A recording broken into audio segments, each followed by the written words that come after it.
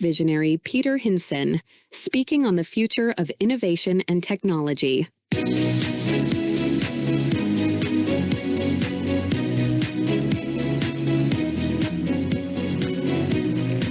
Good morning. Warm welcome on my behalf, and thank you, Microsoft, for inviting me. Let me start with the one-slide summary of my entire professional career, the transition from analog to digital.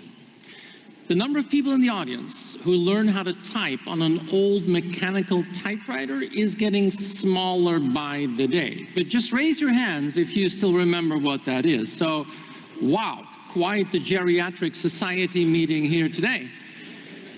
Welcome, and honestly, this world of digital has been good to us, spectacular. I had the chance to do a number of tech startups when I was younger.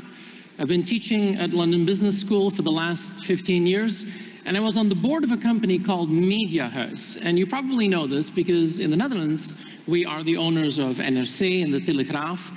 I was on that board for more than 10 years.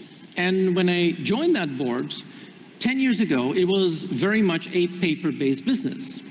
Today, we operate in 5 countries, in Belgium, Netherlands, Luxembourg, Germany, and in Ireland, we own the Independent, and it's now a digital business.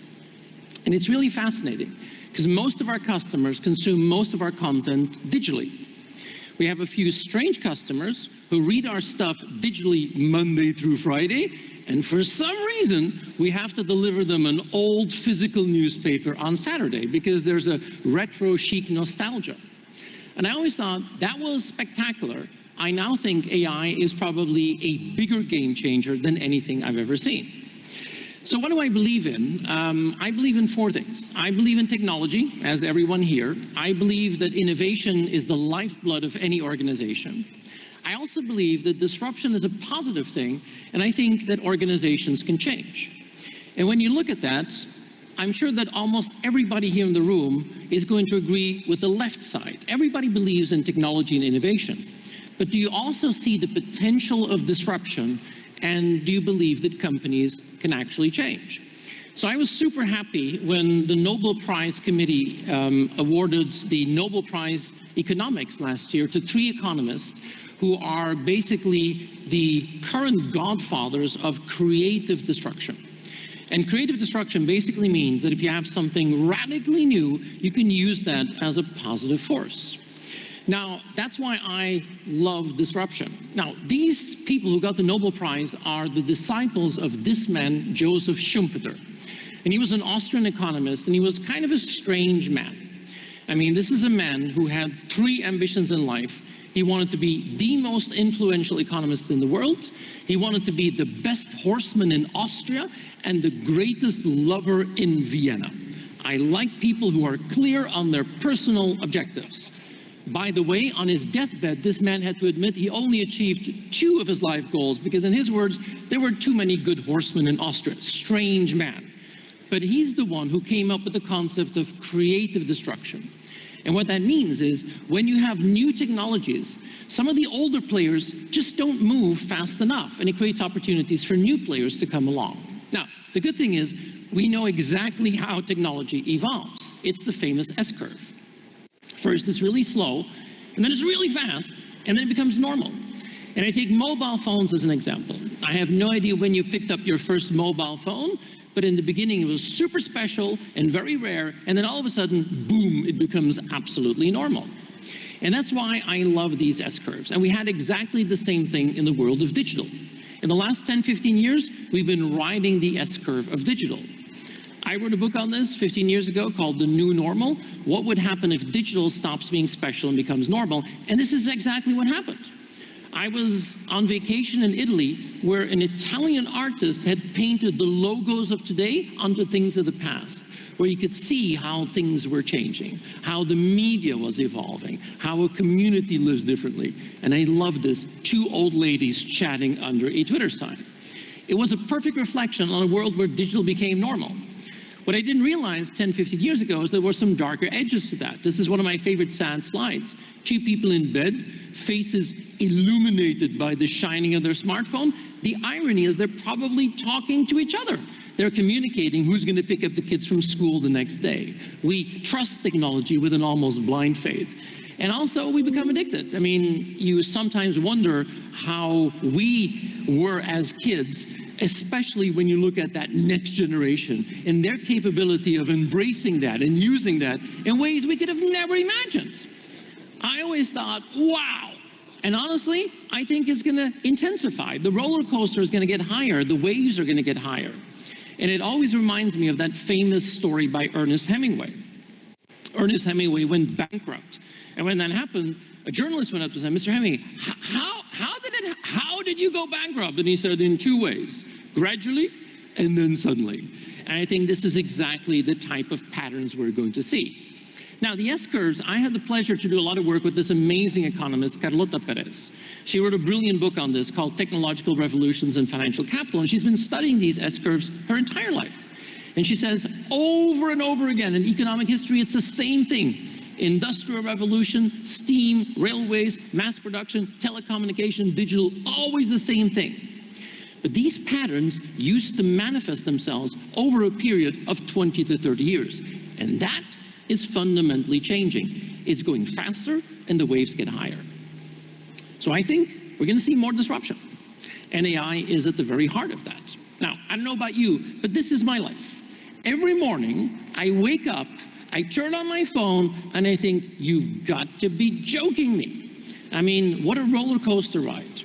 But for me, this was one of those moments. Last year, on the 6th of October, at the OpenAI conference, Sam Altman unveiled that they had 800 million weekly users of ChatGPT in just 3 years' time. And that is fascinating, because what we're seeing is something that now goes faster than anything we have ever seen. And we're just 3 years into this revolution. Now, the amount of money is staggering as well. I remember when $1 billion was a lot of money. When the big 4 technology companies announced their CapEx spend in January of this year, I recalculated that to the big projects of our day and age. When you look at the Manhattan Project, which was the largest scientific project ever done by mankind, I mean, this is something that if you would calculate that in 2026 dollars, it was an investment of $43 billion, but it gave us the nuclear age. The Apollo program, which ran for 8 years, that put a man on the moon, was an investment of $330 billion in today's currency. And it gave us the space age. But if you add up what these 4 companies announced they were going to spend just this year alone, it is double that amount of money, and it's entering us into the age of AI. So there must be more than just cat videos when you see the amount of money being spent. Some people are saying, this is nuts. This is a bubble. AI is a bubble, and it's going to burst. And I'm older enough to remember the previous bubble. In the famous first dot-com bubble, Alan Greenspan was the chairman of the Fed. And he talked about irrational exuberance, too much excitement about new technology. This is the dot-com bubble from '95, peaking in 2000 and then collapsing. Look at this graph, because this is the dot-com bubble in perspective to where we are now. So we are seeing something we've never seen before. But I used to think digital was the most exciting thing I've ever seen. I now think it was just the appetizer. AI is the main course. And this is the question I think you are going to have to think about today. What would happen to your company if you could scale intelligence instead of headcount? Now, let me bring in a quote from one of the greatest artists of our generation. This man is Big Z, the artist previously known as Mark Zuckerberg. And in a recent interview, he said, in today's game, speed isn't optional, it is the strategy. I think a little more nuanced is this. The world we live in, accelerated by AI, makes that the cost of doing goes to zero. In IT, it used to be very expensive to build stuff, and it took a long time. We're now seeing the cost of doing goes down, it goes to zero. But we live in a world where waiting becomes catastrophic. It means that timing is the most important thing. This is the famous theory of optionality. Whatever you do in life, you follow a pattern like this. You start, you grow, you peak, and then you go down. You can apply this to a brand, a product, an organization, life itself. You wait too long, you're not going to make it. You're going down, you're going to be too late. In the past, companies could wait until they are at their peak, and then they would innovate. But that doesn't work anymore. We now have to preempt that. And the message is very simple. You have to innovate when you can, not when you need. Because if you wait until you need, you're too late. And I think this is the recipe for reinvention. Peter Drucker said this beautifully a long time ago: the greatest danger in times of turbulence is not the turbulence, but to act with yesterday's logic. How often do you see yesterday's logic being used in your company, or yesterday's data, or yesterday's tools? And this is now the challenge that every single one of you has. You have more information, and you have less time to turn that into actionable knowledge. And we can't work without IT anymore. This is one of my favorite images. This is the FBI fingerprint record-keeping department in 1952. No computers, just a room full of file cabinets storing fingerprints of American criminals. How would you organize that? Or even worse, when a policeman comes and says, "Hey, I found a fingerprint, can you run a match?" How would you do that? And this becomes more challenging every single day, because every day you have more data and less time. And the recipe is so simple. If you want to connect, you need to collect the dots. But most of you are still collecting. Walter Deming, the founder of modern quality management, once famously said, "In God we trust, all others must bring data." And he was right. But the problem is quality, because in most companies, there is more fiction written in Excel than in Word. And that becomes the very core issue of how to deal with data quality. Now, when you look at this, people said, AI is going to solve that. This is where the fun begins, and I agree. I mean, when I was young, I had bets with my friends if computers would ever beat us at chess, and it happened in 1997. I mean, Kasparov was defeated for the first time by IBM Deep Blue. And I watched that game on television. I saw him lose, and I thought, wow, everything's going to change. And it didn't. And the reason is we knew how to do it, but we just didn't have the capacity. We didn't have the critical mass of compute power and data to really make it happen. Last year, Sam Altman wrote a very interesting blog post, and he said, "How did we get here?" In 3 words: deep learning works. And I think he was right. When I showed this image, many people say, the Wright brothers, this is where we learned how to fly. That's not true. This is where we did it. But the actual knowledge on how to do it is a lot older. As a matter of fact, if you studied physics, you know Bernoulli's law. Daniel Bernoulli was a Swiss mathematician who 150 years before the Wright brothers knew exactly how the mathematics worked, that if you have flow over wing, it creates lift. And what did the Wright brothers do? They put a 12 horsepower engine onto the wing. And for the first time, 150 years after Bernoulli, it was enough to make it work. And then, poof, everything took off. In the world of AI, we've already known for the last 50, 60 years how to do it. We know how to build the models. We know how to develop the algorithms. What we didn't have was the equivalent of the 12 horsepower engine. So you are in a privileged position, because we are exactly at that moment. We are exactly at that point where the critical mass of compute and data comes together. And the result, it's mainstreaming like crazy. And it's a little scary and super exciting at the same time. This was the cover of The Economist that I really loved. AI is amazing and a little scary at the same time. I'll show you both. This is my favorite AI of the moment. It's called StorySign. And it's built for children with a hearing disability who have to learn how to read. And the problem is that most children's books have not been translated into sign language. So what they've done is they have captured some of the best sign language experts in the world, built the model, populated the data, and now the child can pick up the app, point it at a children's book, and it's translated in real time in sign language for this kid to learn how to read. That is wow! Heartwarmingly wow. But there's plenty of stuff where you say, really? I mean, this is one of my favorites. It's called Interview Copilot. And this is for young people who apply for a job. And today, when you apply for a job, a lot of the first intake calls are going to be on Teams.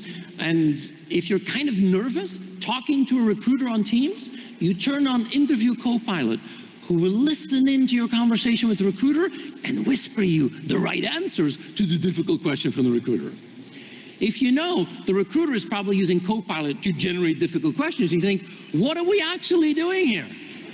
But this is the world we're in. It's mainstreaming. This is probably my favorite. It's called Brickit. If you have kids who play with Legos, you might want to try it out. It's a very simple app, freely downloadable, and the use case is you throw all your Legos onto the floor. And then the app makes a catalog of all the Legos that are lying on your floor. And based on what it sees, it will then make suggestions what you can build with the stuff that's lying on your floor. You can scroll through them and select one, and if you say, that's cute, it will then generate the building instructions step by step on how to build what you just selected. That looks like magic. It's now a freely downloadable app. The point is, we are seeing a fundamental transition. I mean, I used to think digital was special. And now I think it's the beginning. We're entering a new world. And we don't even know the behavior patterns. You've all seen this, but I love this. Driverless car gets stopped by the police in San Francisco. Imagine what goes to that policeman's head. There's nobody in the car, right? And then he walks back, and then the car says, I'm getting out of here. I don't trust this at all. It's a fabulous new set of design patterns. And the scary thing is, we're starting to use this technology, and we know that sometimes it doesn't work. It's a black box. It's been trained on a lot of data. It has guardrails. How do we trust something that sometimes has strange results? And that's very difficult for us IT folk. I mean, one of my favorite examples is they recently found the largest cow in the world. And AI said, yep, found the largest cow in the world, 5.2 meters. And we say, no, I think these are 2 cows. I said, no, largest cow in the world. So how are we going to deal with the world that is mainstreaming? And for me, when you look at AI, it's nothing different from all the other technologies that we've always had. It follows the S-curve. It's slow, and then fast, and then normal.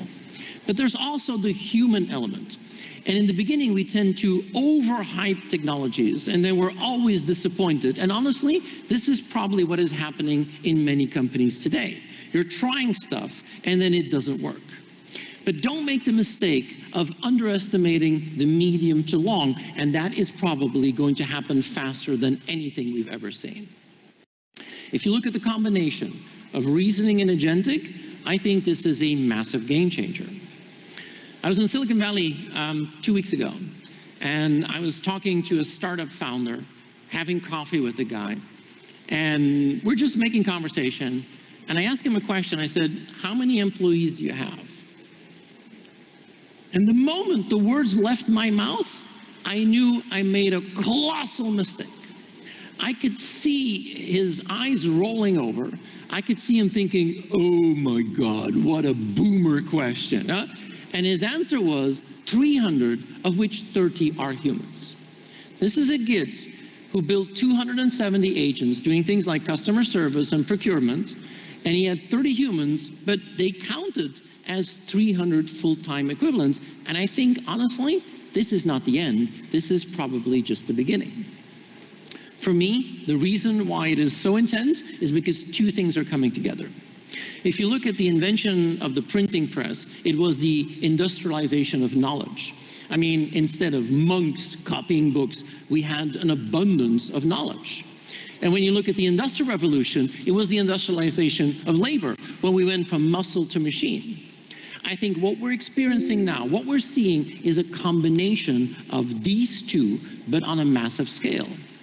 AI is industrializing intelligence. It's a combination of knowledge and labor, and that means we're going to have to rethink what it means to live in a world where it is truly man plus machine.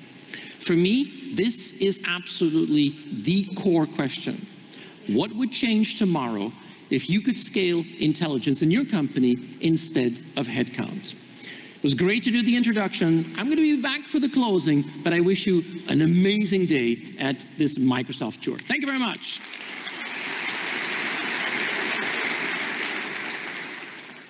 Now, please welcome